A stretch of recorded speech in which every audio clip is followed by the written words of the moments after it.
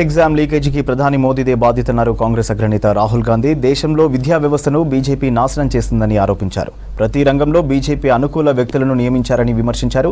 NDA నేతల ఒత్తిడితో exam పేపర్లు లీక్ అయ్యాయన్నారు. విద్యార్థులకు న్యాయం జరగాలంటే నీట్ను రద్దు చేసి మళ్లీ నిర్వహించాలని డిమాండ్ చేశారు. పరీక్ష పేపర్ల లీకేజీ స్కామ్లో ఎవరున్నా కఠినంగా శిక్షించాలన్నారు రాహుల్ గాంధీ. भारत छोड़ो न्याय यात्रा में मणिपुर से हम महाराष्ट्र गए और रास्ते में हजारों युवाओं ने कंप्लेन की थी कि हिंदुस्तान में नॉन स्टॉप पेपर लीक होते हैं।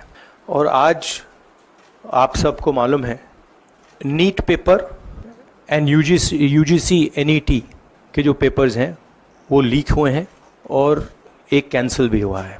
कहा जा रहा था कि नरेंद्र मोदी जी ने यूक्रेन की लड़ाई रोक दी थी। मतलब एक ऑर्डर देके जो रूस और यूक्रेन के बीच में लड़ाई चल रही थी उसको रोक दिया था, ब्रेक लगा दी थी।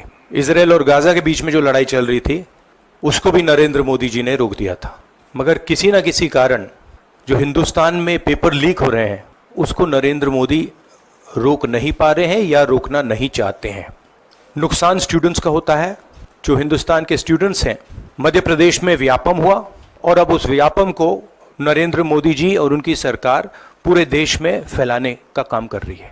मैं इंस्टीट्यूशनल कैप्चर की बात करता हूँ, मीडिया की बात करी, अलग अलग हिंदुस्तान के जो संस्थाएं हैं उनकी बात की। यही एजुकेशन इंस्टीट्यूशंस में हो रहा है।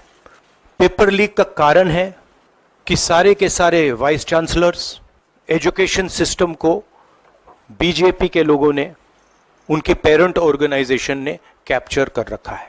जब तक ये कैप्चर रिवर्स नहीं किया जाएगा तब तक पेपर लीक चलता जाएगा। जबरदस्त चोट पड़ती है। इंक्वायरी चल रही है, एक को आपने कैंसिल कर दिया है, पता नहीं दूसरे को कैंसिल किया जाएगा या नहीं किया जाएगा।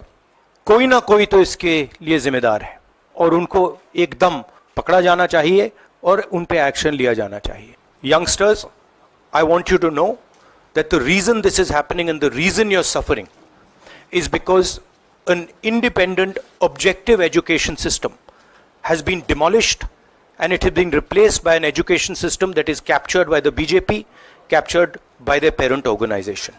And until this capture is released, you are going to suffer.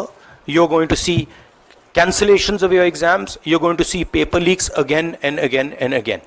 दो तीन चीजें हैं। सबसे पहले जो शिक्षा का सिस्टम है उसको एक संगठन ने कैप्चर कर रखा है। अपने लोगों को हर पोस्ट पे यही डालते हैं। वाइस चांसलर्स की लिस्ट निकाल लीजिए, पता लग जाएगा। तो इसको रिवर्स करना होगा। दूसरी बात, मैनिफेस्टो में हमने साफ कहा पेपर लीक होने के बाद कार्रवाई करना एक बात है, बहुत जरूरी है और स्ट्रिक्ट से स्ट्रिक्ट कार्रवाई होनी चाहिए। मगर हमने ये भी कहा था कि पेपर लीक होने से पहले जो सिस्टम्स हैं, जो यूनिवर्सिटी के एग्जाम्स के रूल्स हैं, सिस्टम्स हैं, इनको फिर से असेस करना पड़ेगा, इनको स्टडी कर रीडिजाइन करना पड़ेगा।